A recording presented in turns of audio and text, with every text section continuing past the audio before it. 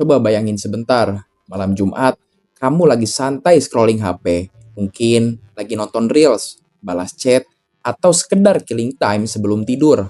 Lalu tiba-tiba muncul satu notifikasi breaking news di layar, bertuliskan Amerika Serikat dan Israel menyerang Iran. Reaksi pertama kamu mungkin, ini pasti clickbait atau hoax, atau paling cuman eskalasi biasa yang besok juga reda. Tapi kali ini beda. Tanggal 28 Februari tahun 2026, dunia benar-benar terbangun oleh suara ledakan yang mengubah segalanya. Ratusan jet tempur, bom bunker buster, dan rudal jelajah menghujani kota-kota di Iran termasuk Teheran, ibu kotanya. Dalam hitungan jam, pemimpin tertinggi Iran, figur yang sudah berkuasa lebih dari 3 dekade, dinyatakan tewas. Dan yang bikin ini merinding, ini baru hari pertama. Apa yang sebenarnya terjadi? Kenapa konflik ini bisa sampai sejauh ini? Dan yang paling dekat dengan kita, apa dampaknya buat Indonesia? Di video ini, kita akan bongkar semuanya. Halo semuanya, gua Virgis Dihar dari Kamar Misteri.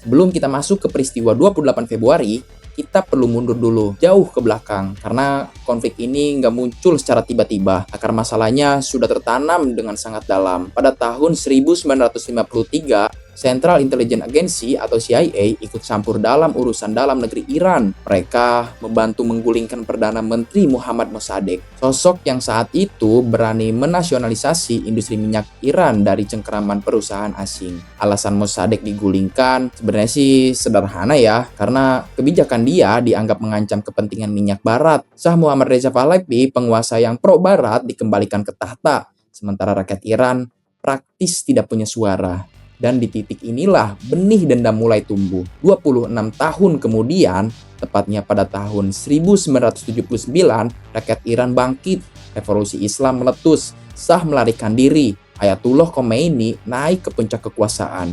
Sejak saat itu, Iran dan Amerika berdiri di dua sisi yang saling berhadapan. Hubungan diplomatiknya putus. Terjadi penyanderaan di Kedutaan Besar Amerika Serikat di Teheran selama 444 hari. Sanksi ekonomi datang bertubi-tubi, belum lagi perang Iran dan Irak, di mana Amerika diam-diam mendukung Saddam Hussein untuk menggulingkan Iran. Kalau musuh utamanya Iran adalah Amerika, di mana posisi Israel dalam cerita ini?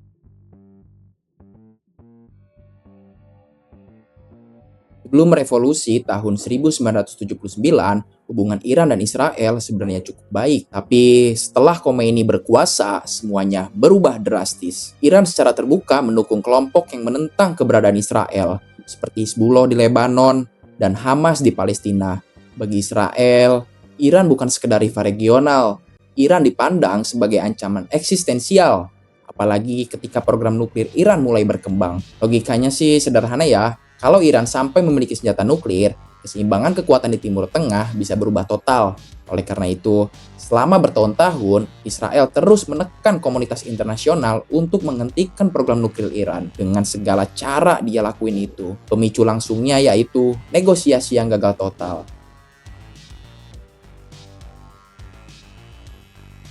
Sekarang kita maju ke tahun 2026.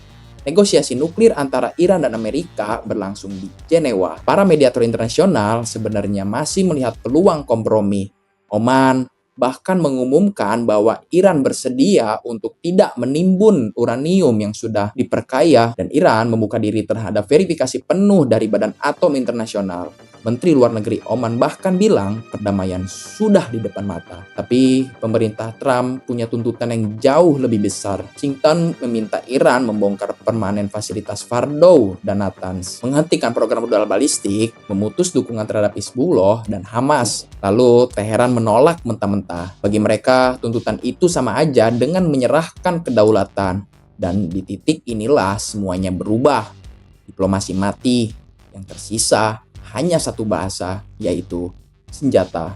Memasuki bulan Februari 2026, Amerika mengerahkan 2 kapal induk ke Teluk Persia, USS Abraham Lincoln dan USS Gerald R. Ford. Banyak analisa mengira ini cuma gertakan, pressure taktik biasa. Ternyata nggak sama sekali. 28 Februari 2026 pukul 1:15 dini hari waktu Iran, saat sebagian besar warga masih tertidur, langit di atas Teheran tiba-tiba menyala. Jet tempur F-35I milik Israel dan pembom B-2 Spirit Amerika menembus wilayah udara Iran.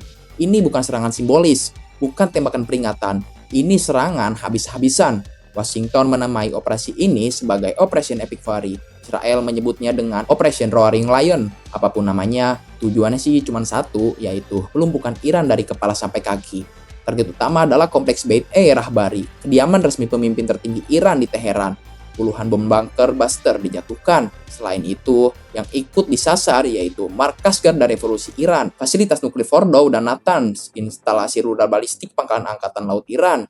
Israel mengklaim mengarahkan 200 jet tempur. 200, bayangin guys. Ini disebut sebagai salah satu serangan udara terbesar dalam sejarah Iran. Wajah lain dari perang, tapi perang tidak pernah hanya soal target militer. Perang selalu punya wajah lain. Wajah yang jarang muncul di headline. Kota Minab, Iran Selatan, sebuah sekolah dasar perempuan dilaporkan terkena serangan. Lebih dari 100 anak dan warga sipil dilaporkan tewas. Rumah sakit Gandhi di Teheran juga mengalami kerusakan. Palang Merah Iran menyebut, hanya dalam beberapa jam pertama, lebih dari 200 warga sipil meninggal dan ratusan lainnya terluka. Coba resapi angka itu sebentar. Kematian Khamenei merupakan gempa politik yang lalu datang kabar yang mengubah segalanya. Presiden Trump mengumumkan lewat thread sosial bahwa pemimpin tertinggi Iran yaitu Ayatollah Ali Khamenei tewas dalam serangan. Media pemerintah Iran akhirnya mengonfirmasi Khamenei yang memimpin sejak 1989 gugur bersama beberapa pejabat tinggi. Trump mengklaim total 48 pemimpin Iran tewas di gelombang pertama. Bayangin dampaknya. Ini bukan sekedar kehilangan satu orang. Ini seperti memenggal kepala sebuah sistem yang sudah berjalan puluhan tahun. Dan ketika kepala hilang, tubuh tidak langsung mati. Tubuh bakal memberontak. Serangan balik Iran tidak tinggal diam. Dalam hitungan jam, Garda Revolusi mengaktifkan protokol darurat. Ratusan rudal balistik dan drone diluncurkan. Target pertamanya yaitu Israel. Rudal menghujani Tel Aviv dan kota lain. Sirene meraung di seluruh negeri. Sistem Iron Dome bekerja keras, tapi tidak semua serangan bisa dicegah. Target kedua yaitu pangkalan militer Amerika di kawasan Teluk.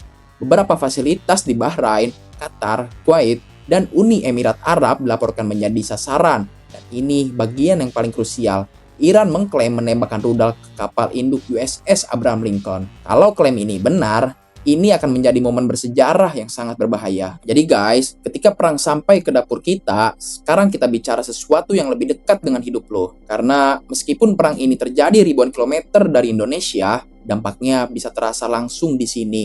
Yang pertama, harga minyak. Sebelum konflik, harga Brent berada di sekitar 70-80 dolar per barel. Setelah serangan, analisis memperkirakan bisa tembus 100 dolar. Kenapa ini penting? Karena Indonesia mengonsumsi sekitar 1,7 juta barel per hari. Tapi produksi kita hanya sekitar 860 barel. Artinya kita sangat bergantung pada impor. Kalau harga minyak melonjak, subsidi energi membengkak. Harga BBM berpotensi naik. LPG 3 kilo bisa terganggu. Rupiah bisa tertekan.